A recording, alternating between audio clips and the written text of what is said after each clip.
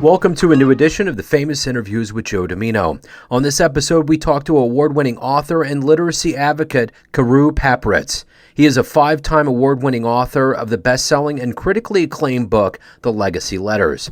In fact, he was the first author to win awards for the same book in both fiction and nonfiction categories. He is a determined Renaissance man in an age that lauds the specialist. Carew is fascinated with the human condition and chronicles it by immersing himself in all of its endless variations. Enjoy this interview. Good morning. How are you? Hey, I'm good, man. What's going on?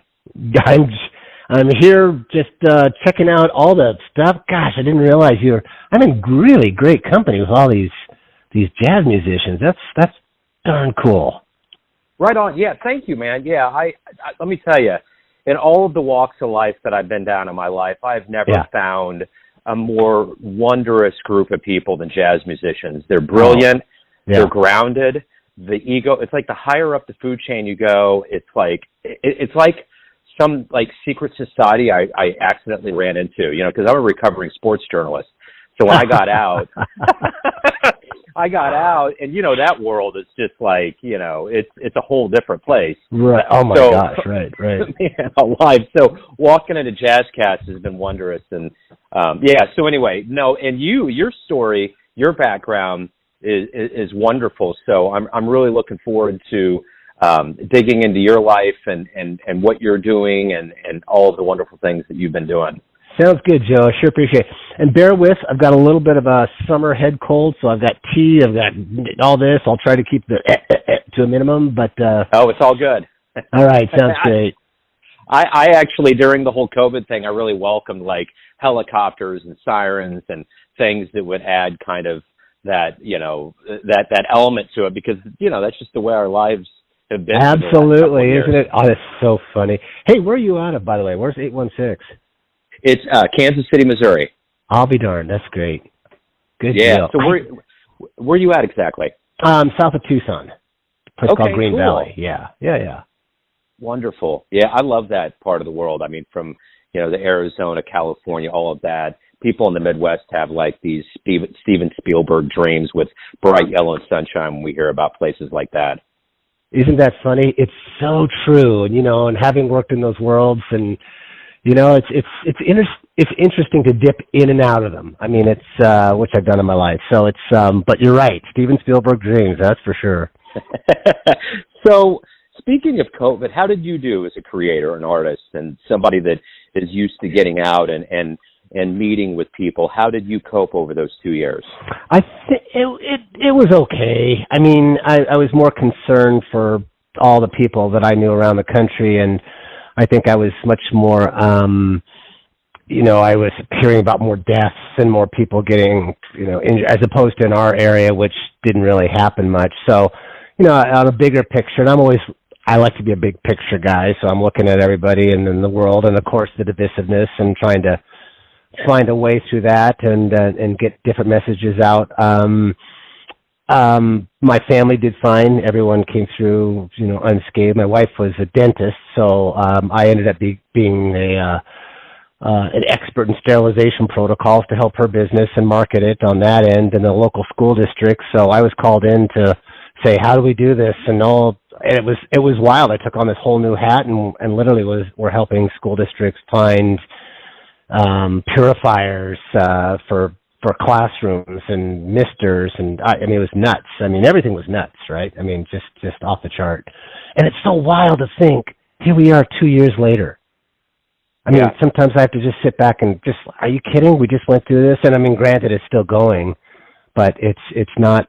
We just fell off the face of the the universe just had a whole hole punched into it, and people are like, what the hell? Yeah. It's wild, and I work in a school district by day as an IT professional. So when all of this happened, we had to sanitize all of the machines, iPads, Macs, everything that we have. So it was like Operation Game On. So everything kind of got thrown around. But the reality of it is that there's two things that I realized about it. Yeah. Whoever you were before March of 2020 happened was only going to get magnified. And if it was good before, it was going to be probably just as good or better. And if it was ugly, it was just going to morph into something ugly. Well put. You know? Yeah, really and truly. You see that across the board. Yeah. No, yeah. I like that perspective. Yeah, and and they had a monopoly on us. So what are you going to do? You have to embrace it, and that's the only way that you're going to be able to live. And I think that, and I know from my generation, I'll be 50 this year. There was historical moments that happened that kind of shaped certain things. 9/11 was probably the most magnanimous, but this here, you talk about a global event that magnanimously affected everybody on the planet. Yeah. This was the moment. This was like the World War II greatest generation, so to speak. Mm-hmm. Yeah, by far. Yeah. So, and what an experiment, really in terms of for the first time in probably since the pandemic back then, they didn't look at it that, but here we were on this incredible social experiment. And watching people have to, one of my biggest things was, in interviews, they talk about, hey, slowing down in life. And I'd say, yeah, you have to go, and then go slow, because we're Americans. We just, go out there, you got to get this. And I said, yeah, but you've got to pull back. You got to, detox from the digital and all this good stuff. And here it was, man alive, just like, this was the experiment in terms of families getting back together and all the good, bad, and in between of that. So that was fascinating. Wow. And of course, environmentally and climatologically and, you politically, it's just wow. What an incredible experiment. It was like the Thanksgiving vacation wouldn't stop. Families had to be together. Oh my gosh, that's so funny. Man, they just had to work it out. So you're an award-winning author, and there's been a lot of elements that go into the book and what you do. But if you had to explain to somebody, they said, "What do you do when you wake up? What's your job? What do you do?" How would you tell them? Oh gosh, I really hate those questions. Those overarching, gigantic, wake up and I'm going to go with this.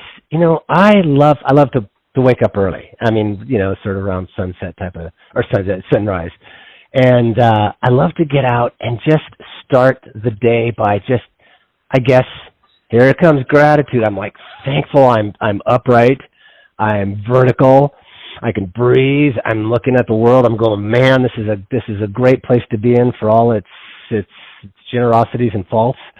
And that's pretty much how I live my life and try to do that. And then at the end of the day, I try to do the same thing in reverse and just say, hey, did you do well by others? Did you do well by yourself? And it's just almost like a small poem or prayer at the end of the day.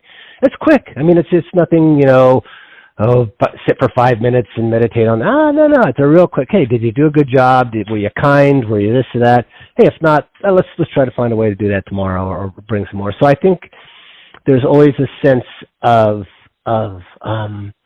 wanting to live life to the fullest, whether it be in big ways or small ways, and really walking that talk. And what's interesting, relative to the legacy letters is I try to walk the talk of my book. And people go, wow, really? Well, what does that mean? I go, read the book. So, yeah. Well, let's go back to the beginnings of your life. Obviously you have a different motor from a lot of people as a writer. How did all this begin? Where did you grow up, and what was your childhood like? Oh gosh, Washington State, primarily in the Northwest. Who grew up in the mountains there. A lot of cross-country skiing, downhill skiing, hiking, climbing, sailing. You just bypass the rain and get out there and go. And just a great upbringing. I was actually born in Yosemite National Park. My dad was a ranger, and so I was also raised in national parks. So being outdoors was just key to my upbringing. And of course, then my parents were both educators, and we had lots of books at home. So there's this great mix of reading and being outdoors constantly. Years ago, when Dennis Miller was a different kind of comedian, he had a joke that he used to say during his stand-up, and it was, "Where do park rangers go to get away from it all?" Oh, that's funny. And I always remember that, But So I'm curious, we all, over this time, this pandemic time, we all immersed ourselves with art, whether it was TV, movie, film, music, visual, whatever it is. And it was a huge part of us, I think staying sane as a human collective. And I'm curious in your life, whether it was an album or it was a book, what did you read or listen to that really was a flashpoint for you, that was a motivator that you come back to? Oh, golly. Another great question. I think in general, I love to read. I love to read history. But as a particular flashpoint, so here's what's interesting. When I was writing the book, The Legacy Letters, and I'll go back sort of a bit in the pandemic, I was working as a cowboy on this ranch, and I was the sole hand. I was the foreman on this ranch, and you couldn't see a light to save your life. I mean, that's how far out in the boonies I was. And at the same time I was writing this book. And what was extraordinary was I got like 300 Mexican music stations and one classical music and one jazz station, which were my salvation. So I would listen to jazz and classical music at night, and I love that. I tend to find, depending upon my mood, jazz later at night, classical in the morning. Isn't that funny? I mean, it's almost like I'll have my coffee with cream in the morning, but I'll have my coffee black with dinner, if I'm out eating out. So it's or blondes and brunettes, if you want to put it in that way. But it's like you can't lose with those art forms and finding solace or inspiration. And jazz is a funny one, isn't it? It's sneaky how it gets into you. I mean, classical, you tend to wear it on the outside of you a bit, but jazz is just, it sinks in and it crawls around you, and I don't know. It's the vibe. I don't even know how else to say it. It just puts you in a place like, wow, this is good stuff. This is put the smile on my face, and I can get on with another day. So I guess in a very indirect way to answer your question, both classical and jazz were salvations. There's a long time jazz musicians I'll ask about why they love it, and they can't even get to that point where they can pinpoint it. It's this feeling that you get. It just kind of creeps up into you. I remember over the pandemic here in Kansas City, we had these concerts where people would pull up in their cars and be socially distanced, and the band would be on stage. And our most famous musician and educator here is Bobby Watson, and he had a show. Oh, and wow. I had and I had a shirt called Downbeat, which is like the jazz Bible. And I'm wearing the shirt that says Downbeat, and there's a guy that's over there, and he looked like he was at the wrong concert. And like he would have been at a Kenny Chesney concert, which is by no means saying anything other than that just looked like the clientele. And he kind of looked at me and said, "What's Downbeat mean?" And I thought he was kind of being, I don't know if he was trying to be funny or whatnot. And I just went with it, and I said, "It's a jazz magazine." He was like, "Oh, cool, man." So we start talking, and he started listening. Long story short, he started listening to one of the only stations that he could get at home, and it was a jazz at night station, and him and his daughter totally got weaned on jazz, and they started going to see shows, and it's kind of the same thing. It was like one of the few things that he could actually get that he found interesting, and he never listened to it, and here he was, him and his 13-year-old daughter at a jazz show because he got weaned on it during the pandemic, and it was a wonderful story. Oh, I love that. You just reminded me of something that when I was up in Washington and as a kid, and I would listen to KPLU, and they had a great jazz that like it went on all night, and so I have this great memory of the rain beating on the roof and working or writing on something and with the jazz playing in the background, and I don't know, it just to say it warms my cockles might sound a bit funny, but it's like I said, it just sneaks into you and bakes into your insides. I'm trying to come up with better descriptions than that. No, you're good. That's your flavor. That's awesome. Yeah. So in your life of getting advice from people, what's been the best advice? What's something you go back to that really kind of resonates with you? I don't know if it was one singular piece of advice. I think it was just the collective advice of go out there and be your own person.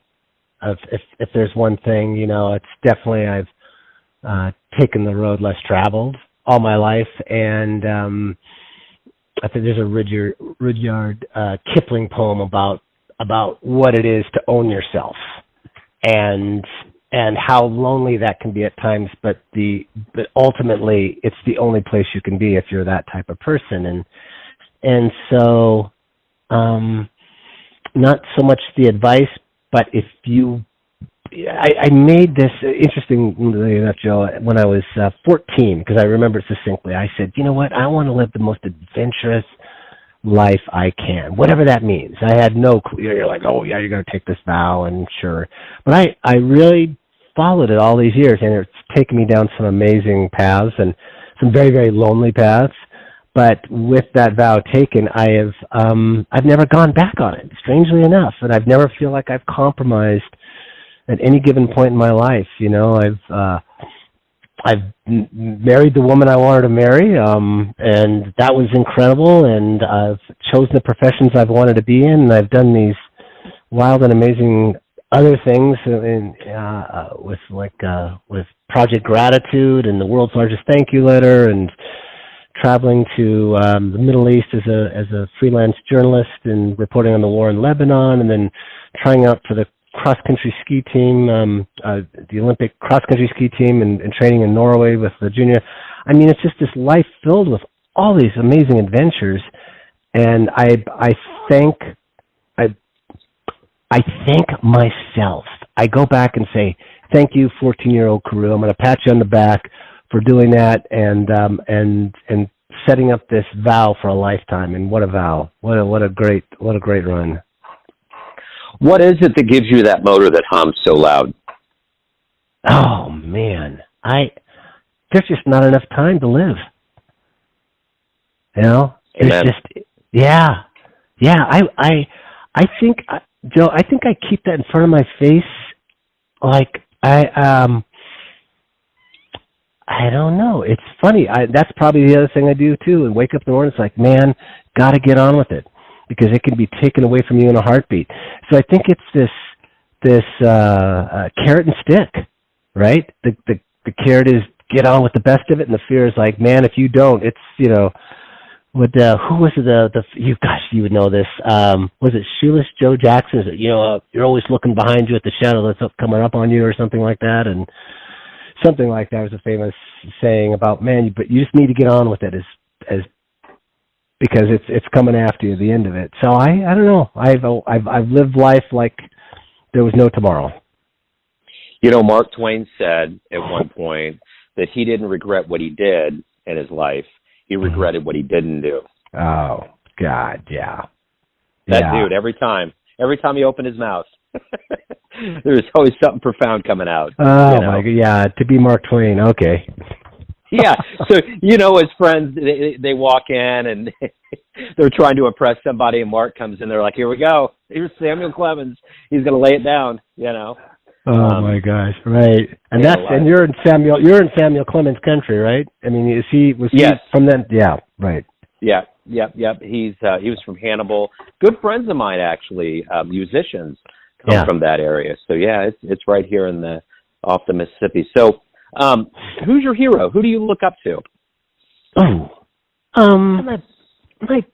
parents. They did a great job. They really, and it's a funny thing to ask. You look up to famous people, and there's famous people I look up to, but they allowed me just enough rope to hang myself, and to do it properly. And what I mean by that, of course, is they allowed me the freedom to fall well, and also the freedom to explore, and it was a great upbringing. I mean, even as a kid, being in the national parks, it's like, all right, be back by 6 p.m. and it's like, well, I've got 500,000 acres to explore, so my brother and I would go out and get lost and run into moose and bear and this, that, and the other, and build forts and all that crazy, wonderful childhood stuff. And I look back, and I mean, we didn't have a lot of money, but God, we were guys. We didn't care as long as we had, PBJs and a rucksack, and you go, and you just have this great adventure. So I look at my folks being given the gift of freedom, being the gift of personal responsibility. Hey, what you say is who you are. So I think the integrity, which of walking one's talk and keeping one's word. So basic stuff like that, and of course, reading and music. I mean, geez, there it is. I've got all the great elements there, and I've passed that on to my son. So I just keep paying it forward that direction. And of course, within the legacy letters is really it's sort of an homage to not only my folks but the people who were instrumental in my life. But it's all concealed as fiction. So that's what writers get to do. Yeah, for sure. Yeah. So if you can meet anybody alive on planet Earth right now, who would it be? Ooh, God. Anybody alive on planet Earth? Shoot. Oh, I'd probably like to meet Zelensky. Yeah. President Zelensky. Yeah, we did. I'm so impressed with the Ukrainians. We did a thing at our school. I mentioned earlier about National Thank You Letter Day. We created the world's largest handwritten thank you letter. This was something that came about because of what I've written in the book and what I do with our local school up here. We actually got a Guinness World Record for it, which is wonderful. We just received it this last January, so that's really cool. But so they allow me some free reign up there, which is wonderful. So I said, hey, why don't we do this? Why don't we create a giant Ukrainian flag on the football field, the size of a football field, to start this letter writing campaign to kids your own age, to elementary kids and middle school kids in Ukraine. And we've done this before with Hurricane Harvey and some other elements where we would, for example, we would package up material, diapers and toys and whatever they needed. We put letters in there. So there's always this letter writing component because these handwritten letters, they convey so much of our humanity in such a sweet small package. So the school wrote all these letters, and now I'm in the process of I'm trying to see how to get over there, probably to southern Poland, and to get to a school to give these letters to these kids, and then set up some sort of pen pal situation where the kids can continue to write. So that's what we did this last spring. Wow, that's wonderful, man. I remember my pen pal in high school I wrote to in Italy, and ended up actually going to Italy to see her, and my ancestors are from there. So yeah, it's magical, man. I mean, I had all kinds of different pen pals in high school, and that kind of thing. So cool. Yeah, it's a huge eye opener. It really does, pay dividends in your life. I think it's a great thing. Yeah. Zelensky's. I just am like, you're the man. You're standing up to the beast, and look at what you're doing for your country. And I am so impressed with him. I mean, if I could just say, hey, look, there's a lot of us here that are just backing your play. So in any way, shape, or form, whether it's kids or whatnot, but that's I'm just impressed with that type of courage. And you don't know you have it until you're in the moment. And there he was, and he's become the man. So yeah, Zelensky, why not? Yeah, totally. And I keep thinking about how there's all these questions of things that are going on in the world, and why can there be so much bad, and all this, that, and the other. And I just listened to something about Nelson Mandela, and he was in jail for 27 years. You talk about taking that and stretching it, and how would he have even known that he would have been kind of the beginning of a revolution there? He just stood up, and in the 60s was sent to jail. He really thought he was going to get executed. Him and I think 4 or 5 other people were sentenced at the same time. So yeah, you take that, and it came to fruition, and when he gets out, the world that he wanted before he went in was there. I mean, he comes Isn't out that extraordinary? Yeah, it's wild. Yeah, but it took that long. So so I think about that with Zelensky. You know, ultimately, the powers of karma will find a way of balancing out the powers of bad and good in one way or another, whether we have anything to say with it or not. And Joe, with that being said, I think the most important thing is, so people say, well, what can I do? Or I can't do anything. I said, are you kidding? I said, every single drop of water created the Grand Canyon. And I said, it may not look overnight. I mean, we're still so much in the thrall of the instantaneous society. Everything has to happen immediately. I said, but you know what? You put a letter out like that, and you put another letter out, and you put this out. You just continue to put this out. Acts of kindness, acts of gratitude, you just make motion and put it into play. Yeah. As opposed to, I can't do this. Really, you can.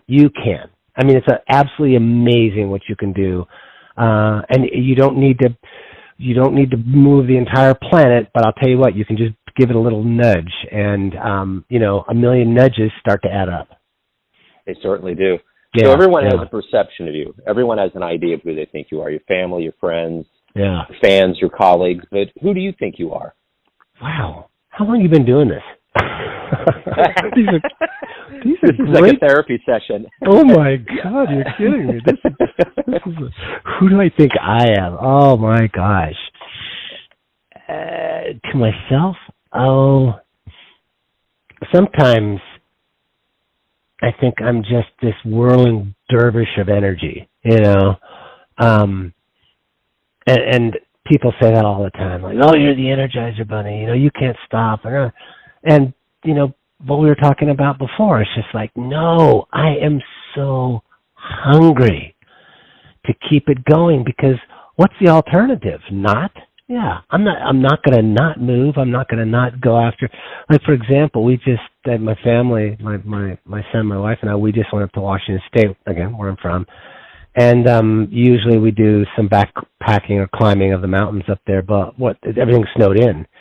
So I said, okay, we're going to go do this hike along the coast, and it's Olympic National Park, but it's primitive. So basically the beach is the trail, and it's a 20-mile. We went from Lake Ozette to Rialto Beach, and I usually do my research. Not usually, I do my research on these things. I've done a lot of adventures of this kind, and I thought, this is going to be fun. Basically it's on the beach. It'll be fun. We'll see lots of animals. Oh my God, it turned into one of the most difficult hikes I've ever been on, because we had to cross peninsulas of gigantic rocks, and we had to watch out for low tides coming in, and I mean it was like three-dimensional backpacking. I was like, holy mackerel. But even